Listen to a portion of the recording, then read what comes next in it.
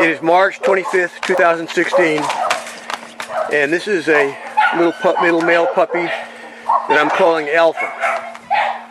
He is from a litter of 5, 3 males, 2 females, that I'm calling the Greene County 5. They were turned into the shelter, I believe, on January 27th or thereabouts.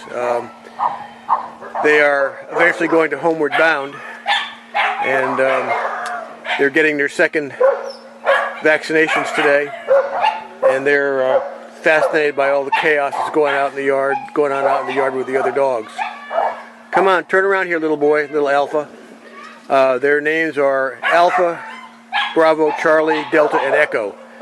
Delta and Echo are the 2 females, and Alpha, Bravo, and Charlie are the 3 males.